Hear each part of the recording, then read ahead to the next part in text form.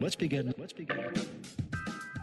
Welcome to Build an Agency, a podcast where we talk about the ups and downs of entrepreneurship, growth tactics, building businesses, and the events that affect your company. Let's jump right in. Welcome back to Build an Agency. We're on episode 8, and we've got a great episode planned for you today. I'm here in the studio with Attilio. What's up, guys? What's up? Dude, he just got back from Dallas. Yeah, nice little weekend trip, I guess. I got to go watch the Rangers play. I'm not a Rangers fan necessarily, but, you know, they're still good. Got to get away for a minute, so... after, like, our long week last week. So we had a super rough week, actually. Not a super rough week. It was, like, a super rough day. But, Yeah. I mean... I had some stress from one day carry over the next day and weigh me down a little bit, but I don't know. Crazy week. So how was it kind of getting out, getting away for a little bit, for just a couple days? I hate it. I hated it. Like, honestly. Well, I mean, first of all, I had my phone on still. Sure. So, like, it's not like I wasn't taking, like, customer calls or, like, running email stuff. So, I just don't like when I'm not able to, like, sit down and, like, do stuff when I want to do it. So, it was just kind of weird. I don't know. I don't like it. I was thinking about work anyway. I think the only way that I could really, like, actually take a solid vacation is probably to just, like, absolutely unplug and make sure that all my bases are covered before I go on, like, a vacation. Mm-hmm. And that's going to involve, like, employees covering bases and, like, not having anything scheduled during those times and having people understand that it is a time off and to not call me or, like, have some kind of forwarding system or have some kind of... something's in place so you don't have to mess with it. And I have a feeling that's how it's going to be from now until the dawn of time. So For sure. For sure. So were you not able to enjoy your time, or? I mean, you enjoy it, but I wasn't always like 100% there, Sure. So I get it. even like out drinking with friends or something, it's like, oh, dang, I could have done something yesterday that would have like got me ahead for 2 days from now or something. And so it's just like I was always thinking about something else or the next thing. Yeah. But I guess it's just kind of hard to kind of turn off. It is. Yeah. Especially like we're always going 7 days a week, and then suddenly like we take time and then we're like, oh, I don't know how to cope with this. I don't know how to deal with the fact that I I'm also think we like turned it up like so hot last week too, especially for sales and stuff. So we had like a rough day with a bunch of client problems. Not like problems necessarily, but like stuff just started hitting the fan. Like we just had to tackle a bunch of work, right? And we had another program that kind of it was a third-party program that we were using, and we've talked about third-party programs before, and it kind of shafted us. And so we discontinued that program and tackling like privacy policy issues for certain things, and I don't know. It was rough. So we turned up the heat for like sales last week. Yeah. And I guess that kept me like preoccupied as well. So every week as an entrepreneur looks entirely different. So it can be a great week and you can make huge progress and grow and it's good. And sometimes just things are just hitting the fan and it's going terribly. What are some ways that you've been able to pull yourself up whenever things get really hard? What are ways that I have used? I'm a weird case. I'm a weird case because I really just have a super like if you know me, you know that I like don't let things get to me very easily, or like I just think, well, what's the workaround? Like I don't even care about the problem, I just care about a solution. So I guess that's a good way, just try to maybe have that kind of mentality. Or if something like can't be fixed, like I remember last week when you were stressing out, there was something that we couldn't really fix. Like it wasn't something that we could necessarily, like we didn't necessarily have control over it. And to me, that was just like, okay, well, we can't control it, so like just find the solution. So I think that's the other thing that probably keeps me pretty tied to the ground, I guess. Like, if you literally have nothing to do, or you literally can't do anything about the situation, and it's out of your hands, then it's out of your hands. You know. Yeah. How about yourself? What do you think? Like, I think it totally depends on the week for me. Like I deal with anxiety. So if like one or two things happen throughout the week, I'm usually fine. But like last week, there were things that were happening that weren't in my control, and there were also things that were in my control that I felt like I was just not. Like I felt it was one of those days where like everything you set out to accomplish that day, you fail at. You know what I mean, for the whole day, and you're just kind of sitting there like going, I cannot believe today is going this badly, and so it's causing me some grief. But I'm definitely like kind of learning to roll with the punches more and more. I mean, it only gets harder.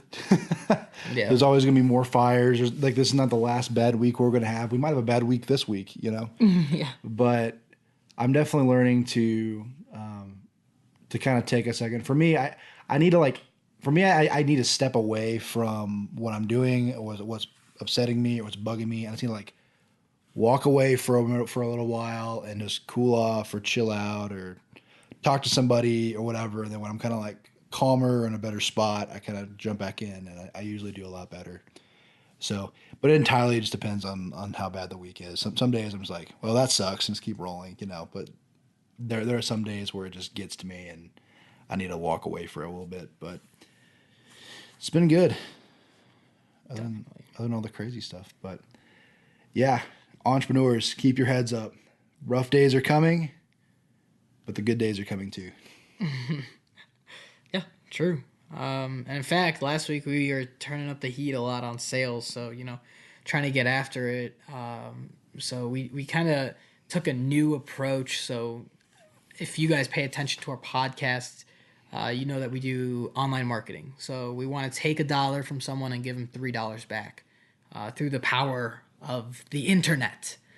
And yeah, so normally we kind of take our own medicine a little bit. We use different online marketing techniques to get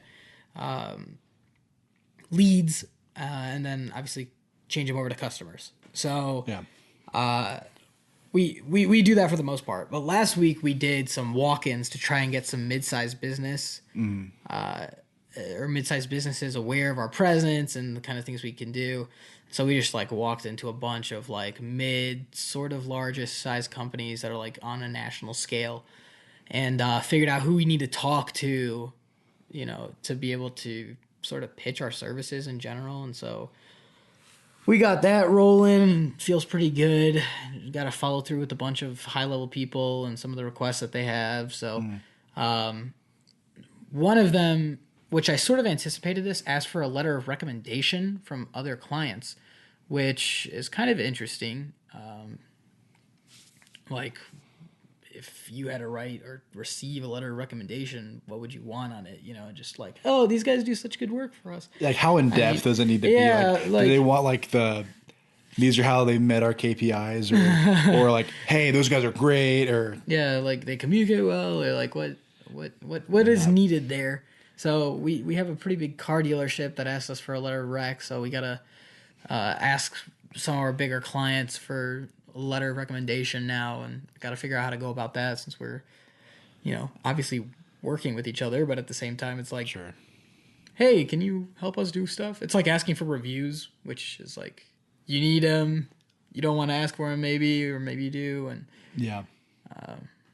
But this is like a large in-depth review. I don't think the content of like letters of recommendations matter as much as having a signature on paper. Yeah, just having like just knowing that somebody was willing to put their name on you and to vouch for you. I think that's what. I think it depends on the reputation of that company and the fact that they wrote a letter of recommendation. Like I don't think the contents even matter. I could be entirely wrong, but I don't know. I mean, we have a huge client that we have like crazy results for. So I'm excited to see what they have to say. I don't know. I I guess it's kind of always a good thing to have a letter of recommendation anyway. So maybe for like some of those new companies or starting up companies out there that are just getting their legs, their sea legs, maybe try to get a letter of recommendation. It might help you secure some really large clients. It might help you like, get your foot in the door for some of these larger places. If you're smaller and you don't have a good portfolio or like a solid track record, just because maybe your services are great and you've got awesome expertise, but you just haven't worked with a lot of clients and you haven't been around for very long, you don't have a lot of credibility, and it's really hard to earn that credibility when you're just getting started. So I think a letter of recommendation would be a fantastic way to really boost your credibility in the eyes of larger companies, because it's like, yeah, I know we've been around for only 2 months, but X company gave us this letter of recommendation, and here are the results we gave to them. And I think that like that really solidifies like you as a credible company after that. So if you've got a client that you've got a great relationship with, and I would hope you have great relationships with all of your clients. Like, strive for that, please. But if you've got that with one of your clients and you've got good results, like, try and see if a letter of recommendation would be something they'd be willing to do. Yeah. I think it benefits you greatly. It's like an old school review that never really loses its shine. Ever. So, like, reviews are awesome, right? Everybody needs reviews right now. 93% of people check reviews before they buy something. So, like, straight up, reviews are strong. But it's something that might be even stronger, especially for like local businesses. Yeah. So this company happens to, in particular, be a large company, well-known company, well-branded company where we're at here in Lubbock.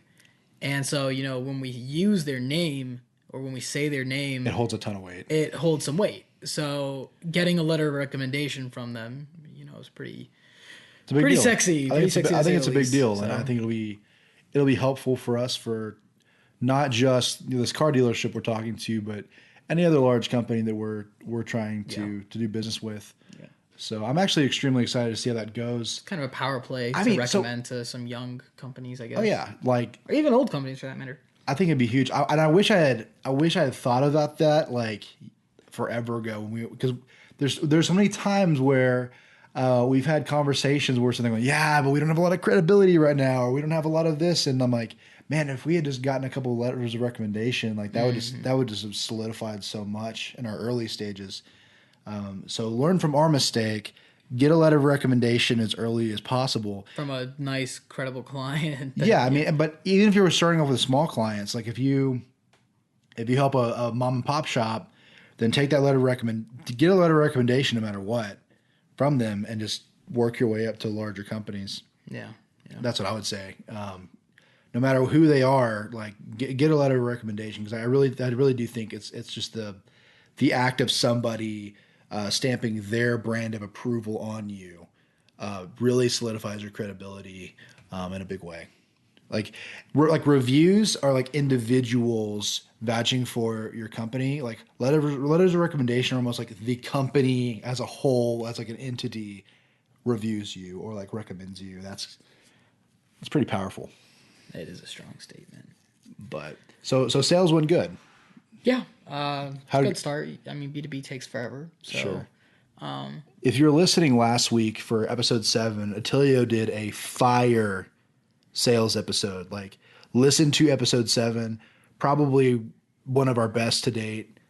And we talked a lot about, we just brought on a new sales guy named Greg, and he's been pretty fantastic. He's been a go-getter and wanting to get after it. So how did Greg do?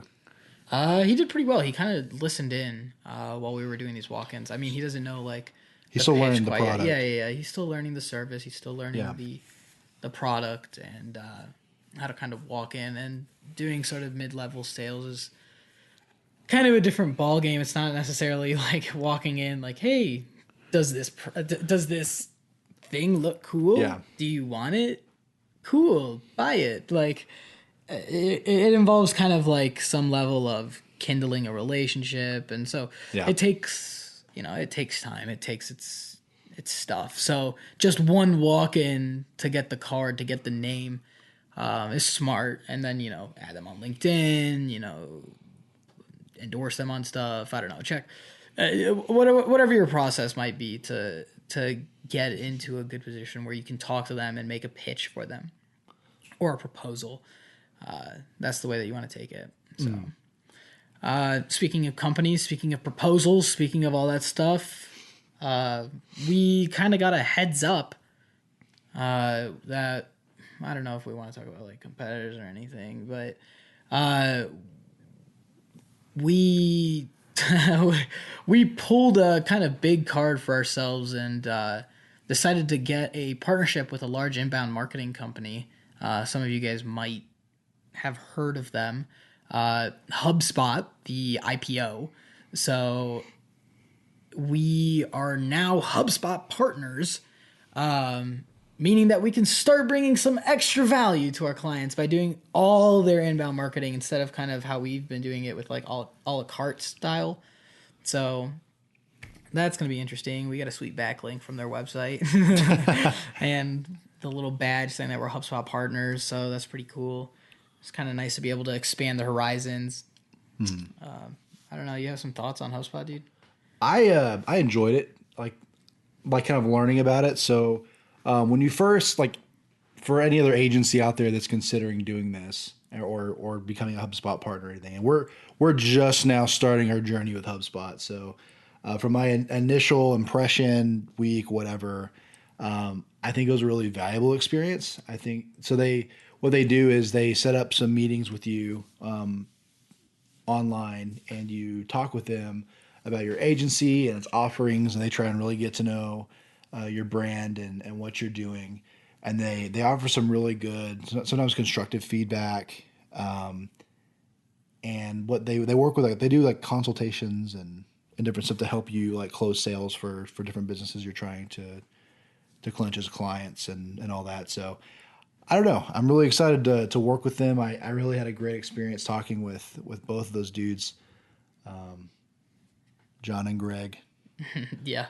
The men. I mean, I'm interested to see what they have to say. It for us, honestly, it's a way to just provide the extra value. Like, I actually literally just said this earlier this episode. At the end of the day, we want to take $1 from you and give you $3 back. Like, and we want to prove that, right? And so HubSpot kind of offers a nice CRM, which helps us track that kind of stuff, and it'll probably help us grow. We're banking on it helping us grow. We signed a year with them, so yeah, we're banking on it helping us grow and giving us like some extra value potential that we can offer people. Hopefully, we can, make some really cool plays with that. So, what I really liked about HubSpot and what impressed me and kind of convinced me to sign with you on it is they really actually care about your success. Like, yeah, which is something I'd like to sort of bring. Like, why do you say that they care? What showed you that they cared? What showed me they cared is how accommodating they were. So HubSpot is not necessarily the cheapest thing in the world, but I think it's a super good investment. But it's not anything that a small business like ours could just like jump into and just throw money at without thinking about it, right? So we were trying to decide if it was a good time for us to kind of pull the trigger on HubSpot, and so we kind of told them like, hey, like maybe next month would be a better time for us to start. We'll be in a better spot financially, and we'll be able to make some moves. And they actually let us sign our contract early and started to get a lot of the benefits of being HubSpot partners before we have to pay. So they're actually giving us basically a month free. And they're giving us an extra month to pay, which I'm just very grateful for, and it was really accommodating because they know we actually have got a pretty large company here in town that we're talking to right now, and they're like, well, we want to help you get or close that sale.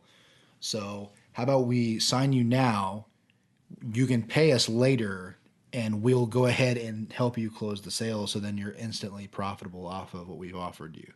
Yeah, and so it's a super smart way to do things, I think, and I actually want to incorporate some of that into what we're doing because if you show someone that you're gonna make them X% of revenue, like it slowly becomes a no-brainer to work with you. Like the cost is like, how do you pass it up? How do you pass up giving someone, you know, the price that they're asking for, $25,000 a month, and you're for sure that you're gonna make that back. Yeah. You're for sure that you're gonna be getting more than that, and it's just such an upfront like value, upfront power play that is just like it needs to be embedded into every sales pitch. Honestly, Absolutely.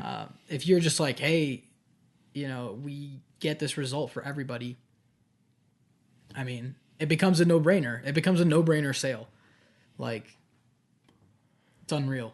Yeah, I don't know. Just when we were talking with John, and we're like, hey, like, The upfront value. It's the yeah, upfront value. we think we absolutely want to work with you. We are a red hot lead, but we literally need to work next month for financial security for the business and not being foolish with our money. And when he was just like, hey, like, how about we get you signed now and you can pay us in a month and we're gonna help you sign on this client. That was everything to me. Mm-hmm. So. Yep. Okay. What else do we need to talk about? We got some HubSpot gains. We got some sales gains. We got some. We were talking about social engagement, right? Yeah. So before the podcast actually got started today, we were kind of looking at how we're doing like social engagement for the podcast and how we're not doing it. and how we're not doing it, and just kind of trying to figure out like what's the norm for companies and their social engagement.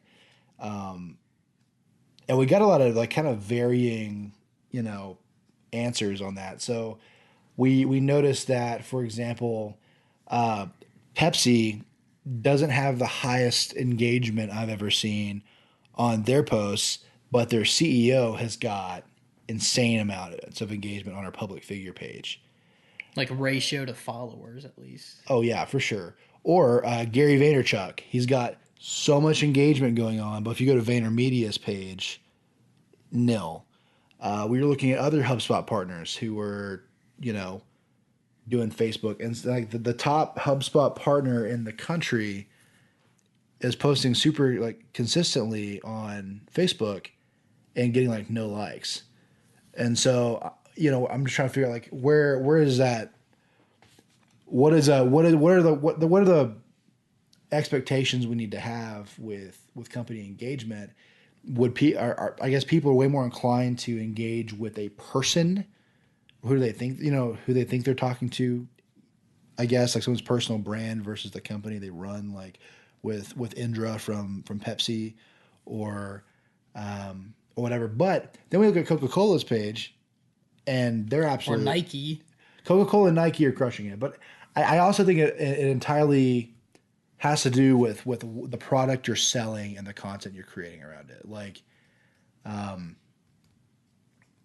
we're working with an office supply company right now. One of our challenges is for B2B office supply sales, what kind of content do we need to be putting out through LinkedIn to maybe like push more product towards these companies, or get people interested in the brand, or get people, Yeah, so selling like a soda or a pair of running shoes with like a sports documentary is different from like selling tabbed folders through social media. So it just 100% depends on what you're selling, the content, and who your audience is. Yeah. So yeah, we're still trying to figure out a good like social strategy for this specific podcast. So I don't know. Looking at the stuff in general, Yeah, it looks like a mixture between posting a lot, having some kind of human face, I guess, to the stuff. And these are at least some common trends I'm seeing today. A human face, having content that people like actually care about, or like that people actually want to see, or it has to invoke some kind of emotion of awe or being funny, like entertainment, or just super, super informational. That's the reason why people go on social, right? Sure. Or why people go on the internet at all.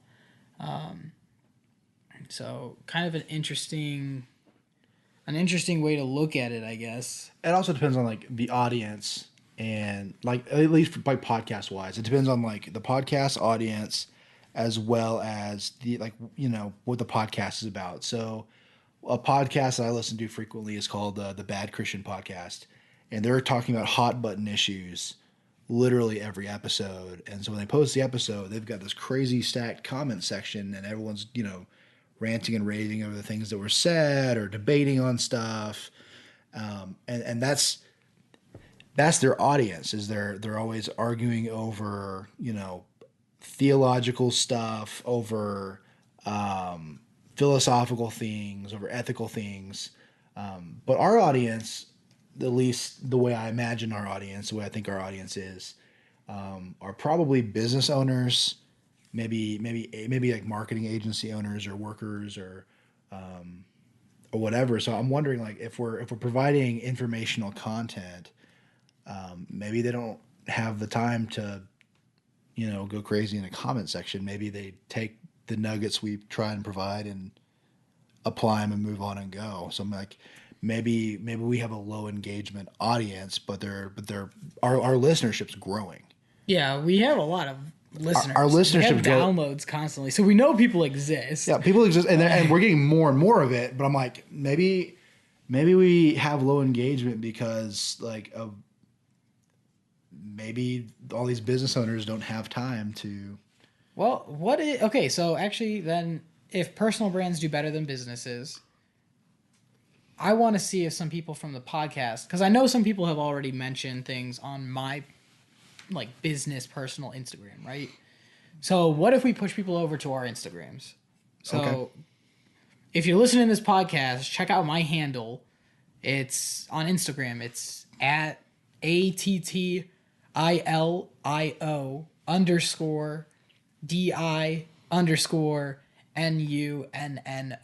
And then Travis is it's your name altogether. It's right? Travis Swearingen, all one word. So at TravisSwearingen, and go follow us on Instagram and engage with us there, and that might be good for us. I'm not really sure. I want to answer questions on this podcast. I absolutely do. I want to provide micro value. I want to provide just granular value to people. I love talking about macro topics. I love talking about our week. But I also would love to just bring some crazy value to someone if we can. We literally have just a bunch of experience that we've accumulated from starting and running a company for almost 4 years now. So we know a little something. I mean, we're not, I don't know, like Grant Cardone or someone like that, like a Forbes person yet. But, we have something that hopefully we can bring to the table, or at least offer a second opinion on things. Mm-hmm. So I'd be really interested to see if people go over to our personal brands instead of a business brand. I'm super interested. I would love to see you guys there too. I'd love to see you guys there. Oh yeah, comments, questions, concerns, anything. I'd love to talk about those or whatever. I think it'd be great. If you're a business or an agency owner and you want to be on the show, we can arrange that. Yeah, actually, we were thinking about having some kind of call-in or more call-ins. Because at the beginning of the show, we talked about having call-ins, and we really only had one call-in just because we kind of do this podcast at random times sometimes because we're busy. But I guess if we have a call-in, we can actually schedule it and figure out the whole thing. Yeah. So that would be super sweet. I would love to have a call-in too. Yeah, for sure. So I think that's why Twitter's good too, because it's so live, so spur of the moment.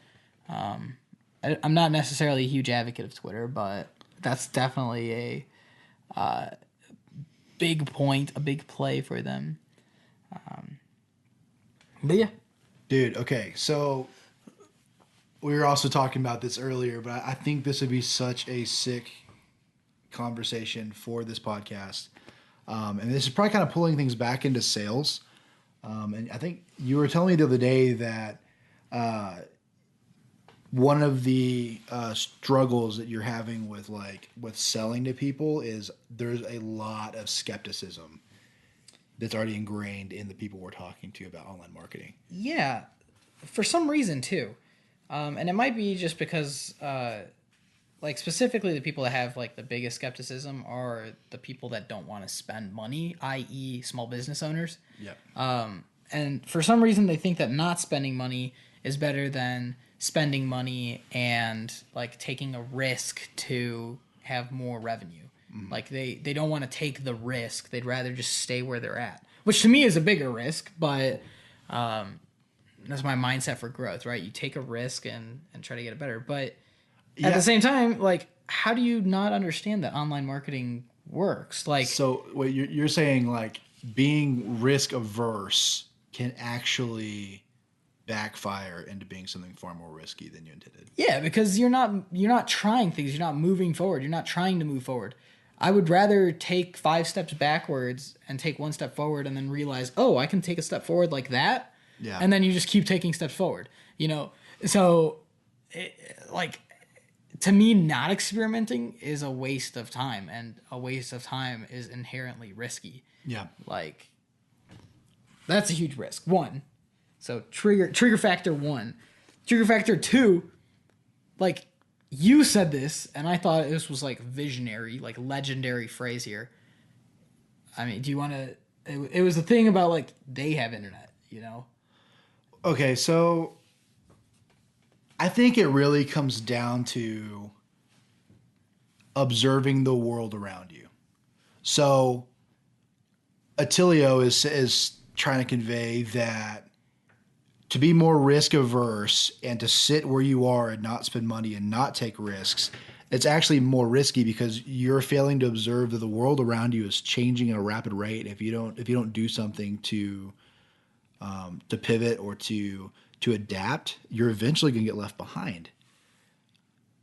And I think that's those same observational skills are necessary when we're talking about does certain marketing methodologies work. So it's like, oh yeah, I don't know if online marketing really works. I'm like, awesome. Do you have a smartphone? Do you pay for the internet? Yeah. Have you Googled? Yeah. How many times have you Googled something this week? 6. Be honest. Like, not just because you don't want to be sold to right now, but it's like, be honest with yourself. Like I Google so much stuff a day. Like, I can't even put a number on it. Like, how many times are you Googling things? No one is using the phone book anymore. My dad is, approaching 70 years old, and the man is not even looking at phone books anymore or anything. He's Googling absolutely everything. If he needs to know how to fix something nowadays, he's YouTubing it. Like, from young to old, everybody is using the internet to look for and to find fixes for their lives or products that they want or whatever. Like, where they want to go, what they want to do. I think to sit here and say online marketing doesn't work and to use a smartphone daily is the most hypocritical thing of all time. Contradictory. Yeah, it's absolutely contradictory. Like, oh, inbound marketing doesn't work until you Google it and find it and buy it. Like, maybe they don't realize that they themselves are victims of inbound marketing by like finding a piece of content that's useful for them, or by Google searching and going to the first Mexican restaurant you see on Mexican restaurant listings. Like, that's inbound marketing. Like, it works. That's it. It's happening to you, like, whether you know it or not. And if someone did you wrong in the past, it's probably because they were doing something incorrect. We put in a proposal last week, 2 weeks ago for someone, and their whole website is out of whack. Like, everything about it. And they are working with another, like, online marketing company. How do you expect to get results? How do you expect to be even doing work on a website or on the online presence if everything's out of whack? Like, that's before 101. Like, if you have a company and it's using the wrong tools to do things, or they don't know what they're doing, they don't have a track record, I mean, that's a red flag. You should not be working with them. You need to be able to see that they did something. It got you more leads. It got you more customers. It got you more revenue. And all of it has to be trackable. I mean, in our industry, it's just so technical and jargon heavy that companies can literally just say they're doing something and not actually put in the work. And the client wouldn't be the wiser because they can't really check it. They don't really have the tools. And they don't understand the metrics to look for to know if anything's working or not. They do understand revenue, though, right? They understand So revenue. if you can track the whole thing, you know, if you track a lead to a revenue generation, like, come on, man. I don't know. So I think when like in the instance of this client we're talking about, or potential client, where they're not sure if they want to make a switch to our company from the other guys, because I don't know if they actually believe in the value of online marketing, but they're also not observing their own behavior with what they do on the internet. You know what I mean? Like if you want to know if online marketing works, get a ticker and count every single time you Google search something, anything. Well, the funny thing is too, like, you know, billboards and stuff. Yeah. So that relies on you driving around, looking up and seeing the thing, right? So what happens when everyone's on their phone in the car? Because they are. Do you remember when Oprah was doing that thing where it was like, don't text and drive? It's a problem. It's a huge problem. People, like, if you pull up to a stoplight and look to your left and right, I bet those two people are looking down at their phone. Yep. Like, texting and driving is a big problem, right? People do it. You're on your phone when you're driving. You're on your phone all the time. It's just like, pay attention. That's where the attention's all at. If you want to advertise, if you want to market, if you want to sell, hell, even if you want to like just put out funny stuff, like, it's the internet that you go to. Mm-hmm. I mean, like, it's a no-brainer. It's where the world's at. Look at your own behavior and really take note of what you're doing and what you're consuming, because I think that's going to answer the question for you. Be observant. Like, every single person is on their phone 24/7, oftentimes in the bathroom. Like, yeah. Like, I don't even remember the last time I went to the bathroom without my phone. Like, come on. Like, watching Netflix, I mean, you name it. People are on the internet. I mean, it's undeniable. Before you get this idea that online marketing doesn't work, or that your customers aren't online, it's BS. Check your own behavior and realize that they Google things too. And that literally, that line of symmetry, that thought process could be transferred to any field. No matter what you're selling, no matter what you're marketing, look at the behaviors, look at where the attention is, reverse engineer it, and then be there. Straight up. If you're selling, you know, I don't know, gummy bears, look at where the attention is for gummy bears. Look at where you can go fit yourself in for gummy bears. I mean, any service that you're thinking of, it works the same. I mean, use that same logic. Use the same logic. We were going to do photos for our website a few months ago, and I was going to get something to wear at Banana Republic, and we went in there and we were talking with the people who were running the store, and you know, if you don't know anything about Lubbock, Texas, we're a big time college town, Texas Tech University, 30 to 40,000 people strong university. And we found out from Banana Republic that they actually run like big time student discounts, which in my mind is sweet, because I'm like, if I'm a college student, I need to find discounted like nice work clothes for internships, for any kind of job that I might have that might require that. Like, I actually dressed up far more when I was in college than I do now as a business owner. I mean, it's a huge deal, and so we're like, hey, like, what are you guys doing like social media wise to like let Texas Tech kids know about y'all student discounts? And they were like, they kind of looked at us like, what are you talking about? Like, why would we do that? And I'm sitting there going like, if you just hit up all the Texas Tech hashtags with Banana Republic student discounts and different things like that, like, educate the kids at Texas Tech that Banana Republic will give you a sweet discount if you come in with a student ID, it'd be huge. But they looked at us like like a deer in the headlights. Like, what are you talking about? Yeah, And it blows my mind. Like all you have to do too is just run a social ad. Like Facebook is super cheap, and you can target exactly the people that you want to target, i.e., students, because you have a student discount, and you can literally bring in all that customer base, and then when they leave college, they'll probably still come back to you because they have all their clothes from Banana Republic, and they got great discounts when they were in college. Like, think about it. I don't know. Blows my mind. But I remember she was like, would that work? And I'm like, yes, absolutely. What do you think the college kids are looking at right now? I can't remember how we left on their stuff too. I feel like we left because, I mean, obviously because we were just there to buy something. Yeah. But like we left because she like said that they do something already, or like that they wouldn't do that, or I forgot why we left. But I think we just got done with the conversation because we got done checking out and we had to go do something else for a client, or we should have like hard sold her. No, there was a reason. Like she gave us like an excuse to not do it. I don't remember. And it was like it was pretty asinine, but that's what I remember. I was like unbelievable. I was in a state of shock, but yeah, I don't know. It's pretty crazy. But take risks. Like it's not even about taking like stupid risks. It's about risk like financially. Like use your money to make more money. That's why you have it. It's 2017. It's online marketing is not even. We're just gonna start ranting about online marketing is not even a risk anymore. Like I'm not a risk averse person. I don't think you can be as an entrepreneur, but like come on. Yeah. I mean, come on.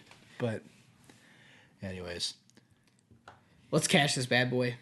Gotcha. You guys, thanks for sticking around. Yeah, thank you so much for listening to us. Like, it means the world to us that people are actually taking the time to listen to our ranting and our raving about our weeks and all that. So thank you so much. Hopefully we provide some value to you guys. So. Go follow Attilio _DI_NUNNO on Instagram, or Travis Swearingen SWEARENGEN on Instagram. If you want to. We'd still love to build the value of this podcast, answer any questions you guys might have. Thank you. We love you, and we'll see you soon. Peace.